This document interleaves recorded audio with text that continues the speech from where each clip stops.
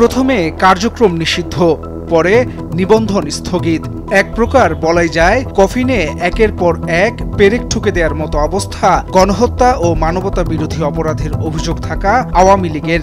দলটির কার্যক্রম অঘোষিতভাবে এক প্রকার নিষিদ্ধই ছিল ২৪-এর ছাত্র জনতার অভ্যুত্থানের পর থেকে।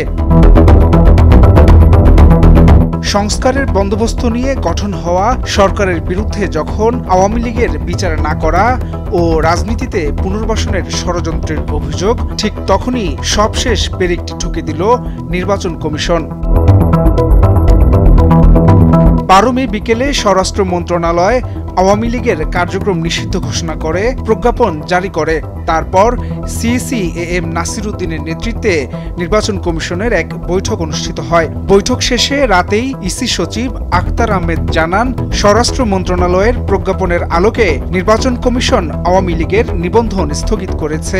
তিনি বলেন, স্বরাষ্ট্র মন্ত্রণালয় থেকে বাংলাদেশ আওয়ামী লীগ এবং তার অঙ্গ সংগঠন ও ভাতৃপ্রতিম সংগঠনগুলোর কার্যক্রম নিষিদ্ধ করেছে। তার ধারাবাহিকতায় ইলেকশন কমিশন সিদ্ধান্ত নিয়েছে যে আওয়ামী লীগের নিবন্ধন স্থগিত করা হলো। সে অনুযায়ী গ্যাজেট নোটিফিকেশন জারি করা হয়েছে।